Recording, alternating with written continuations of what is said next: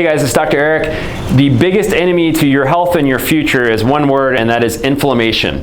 If you've heard me speak in the past, you've heard me talk a lot about inflammation, but there's a lot more research that's coming out now on really how devastating inflammation is when it comes to what's called silent inflammation or cytokines.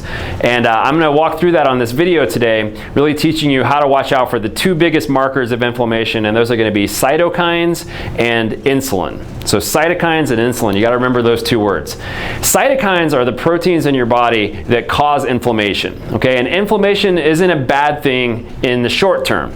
So when I broke my arm last year, it got really swollen, but that was a sign of it healing, right? The problem is inflammation, if it stays for a long period of time, it creates scar tissue and a lot of damage in your body, and it also creates damage in the cells in your body. So chronic inflammation is a really bad thing. So a sprained ankle, inflammation goes away in a couple of few weeks, that's fine. But if you have arthritis in the joints, that's not good because that's chronic inflammation.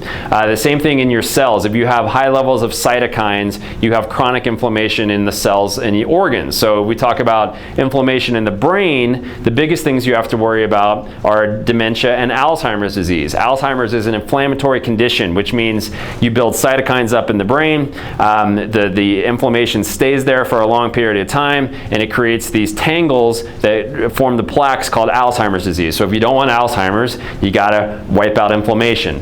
Another another thing that's caused by inflammation is actually depression. So when you have high levels of cytokines, it triggers this response in your brain where your serotonin levels get affected, and you don't make proper levels of serotonin, so we're talking about clinical depression. Another one is diabetes. Type 1 diabetes has been shown to be 100% autoimmune, which is an inflammatory condition, but they're actually saying type 2 diabetes is caused by inflammation as well. I can keep going. High blood pressure is another sign of inflammation in your body. It's inflammation of the large arteries. So if you look at all of these things, including aging, premature aging, they're all caused by inflammation, all right? And these things called cytokines. So in your life, you want to make sure you decrease the cytokine reaction, decrease the inflammation reaction, so that you can reverse and eliminate those diseases that I just talked about. Now, the other thing you got to pay attention to when it comes to inflammation is insulin. And insulin is a building hormone. It's the hormone that regulates your blood sugar. It's what you think of when you think of diabetes or diabetics. But insulin is a building hormone, okay? So it makes you store fat, it makes you build fat, but it's also an aging hormone. So if you have high levels of insulin, it actually increases the rate at which you age. So I'll say that again. If you have high levels of insulin, it increases the rate at which you age. So if you have high levels of insulin, you age faster, but you're also more inflamed, okay? Because insulin builds fat.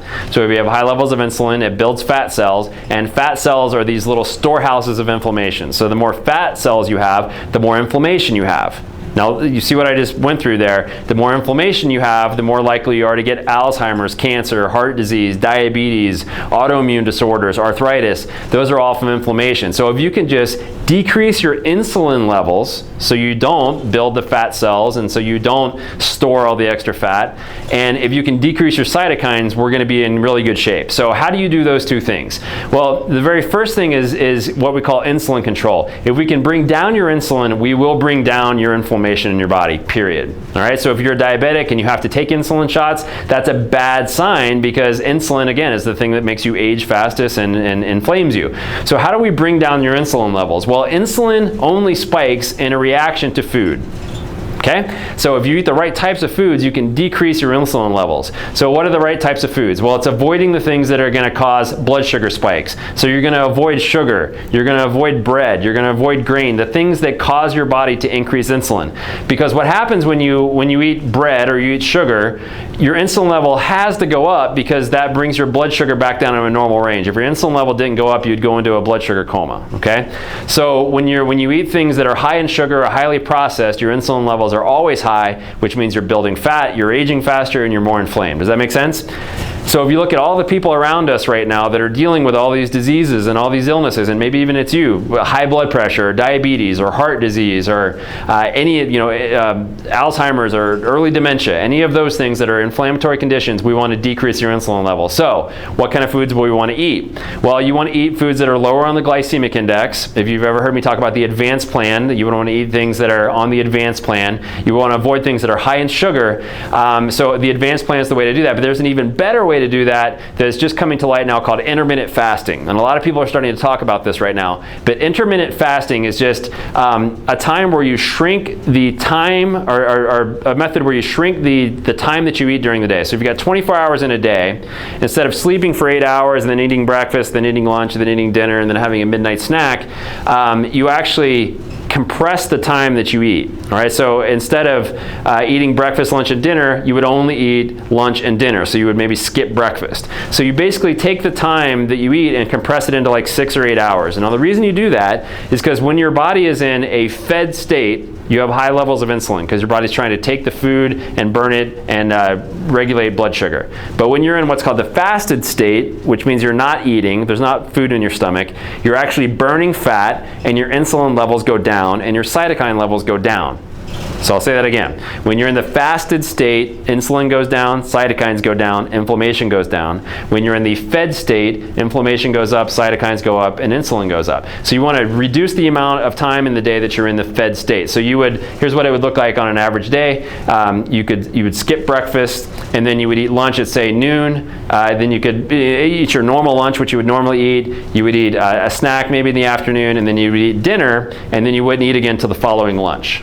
Does that make sense? So if you do that, that decreases your insulin levels, decreases your inflammation levels. There's a lot of ways that you can do intermittent fasting where you're not just skipping breakfast, you can do full days, and I'm actually going to be teaching that at the Health and Happiness Project coming up here on January 23rd. So we're going to teach you how to really dive into insulin control, blood sugar control, and intermittent fasting, which I'm super excited about. So make sure you tell your friends about that. Anybody that's trying to lose weight, this is the way to do that. And we're going to be teaching that on January 23rd. Now, the other thing is how to decrease cytokines. Now, decreasing cytokines, one of the best ways to do it, above and beyond anything else, is get adjusted.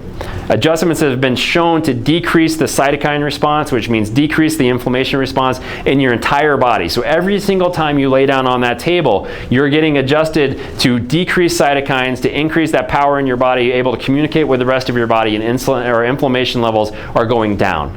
So if you're looking to change your life this year, and you really want to make sure that you're finally going to get where you want to get with your health, you got to start knocking down inflammation. And again, we're going to teach you how to stop inflammation in its tracks coming up here at the Health and Happiness Project on January 23rd. I want you to think about the people around you that need help. I want you to think about the hospital that's full of people with heart disease that are getting stents put in their heart because there's such bad inflammation. The people that are in the Alzheimer's nursing home right down the road that have been put there because of inflammation in the brain that they didn't know about. And I want you to reach out to the people before they end up there. We have to get them before they end up in the hospital, before they end up in the nursing home, before they end up in a crisis. And there's people that are all around you right now. They're at your work, they go to church with you, you're praying for them on a prayer list, and all you have to do is just simple. Bring them to the Health and Happiness Project, where we're going to teach them exactly what to do to decrease that inflammation. So take the couple of things that I learned. Let's start looking at what's called the glycemic index, okay? Decrease the glycemic index. Decrease the amount of sugar in your body.